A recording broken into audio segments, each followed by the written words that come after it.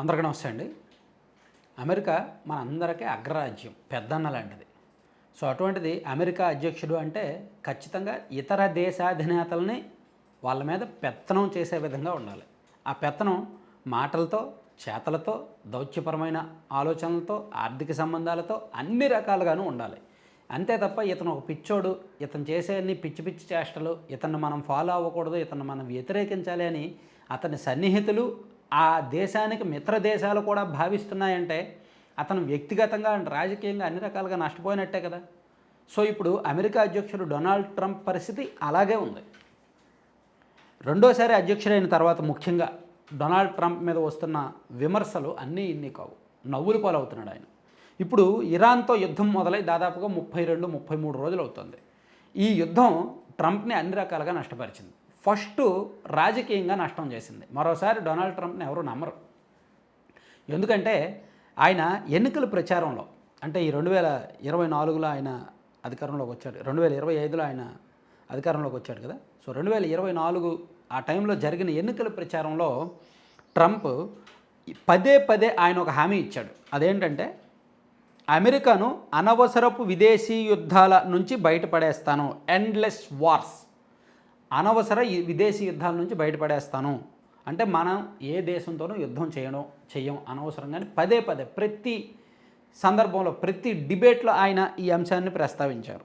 So ఇప్పుడు ఆయన చేస్తున్నది ఆ హామీకి పూర్తి విరుద్ధం అన్నమాట.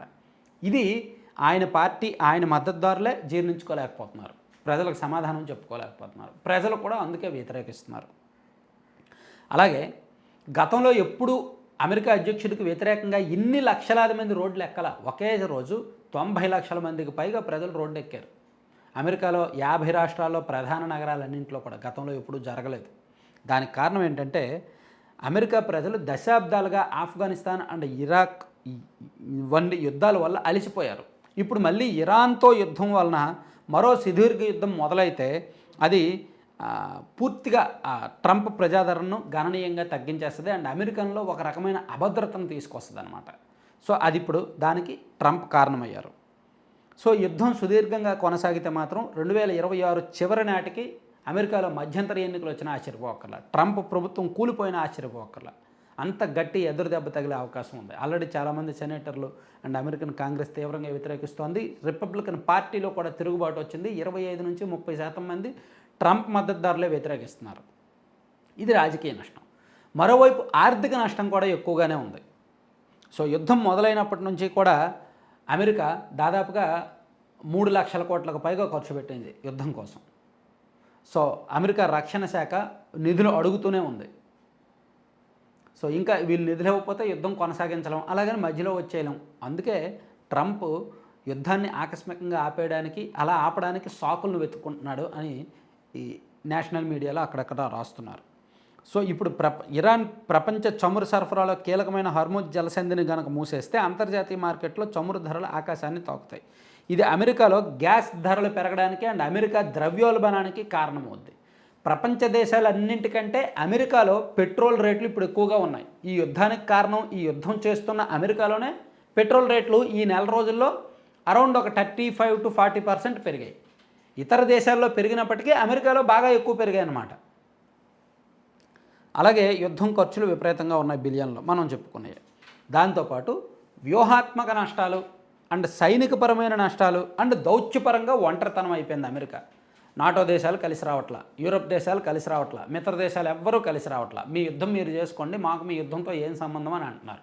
ఈవెన్ బ్రిటన్ ప్రధాని కూడా నిన్న అదే తరహా కామెంట్ చేశారు, అది మా యుద్ధం కాదు మీ యుద్ధం అని. అలాగే ఇరాన్ నేరుగా యుద్ధం చేయడమే కాకుండా తన మద్దతుదారులైన హిజ్బుల్లా, హౌతీల ద్వారా మధ్యప్రాచ్యం అంతటా దాడులు చేయగలదు. ప్రస్తుతానికి వాళ్ళు కూడా దాడులు ప్రారంభించారు. ఇది అమెరికా మిత్ర దేశాలైన ఇజ్రాయెల్, సౌదీ అరేబియా భద్రతకు ముప్పు కలిగిస్తుంది. అది మరో కారణం. అలాగే ఇరాన్ సైనిక సామర్థ్యం ఇరాక్ లేదా ఆఫ్ఘనిస్తాన్ కంటే చాలా ఎక్కువ. గతంలో ఆఫ్ఘనిస్తాన్ ఇరాక్తో యుద్ధం చేసినప్పుడే అమెరికా సైనికులు కొంతవరకు వెనుకబడ్డారు. సో ఇప్పుడు భూతల పోరు జరిగితే ఇరాన్లో సైనిక సామర్థ్యం బాగా ఎక్కువ అనమాట. క్షిపణి దాడుల వల్ల అమెరికా సైనికులు ప్రాణాలు కోల్పోయే ప్రమాదం ఉంది అండ్ భూతల దాడుల్లో కూడా ప్రాణ నష్టం జరగవచ్చు అమెరికాకు. ఇది దేశీయంగా ట్రంప్పై తీవ్ర వ్యతిరేకత తీసుకొస్తోంది.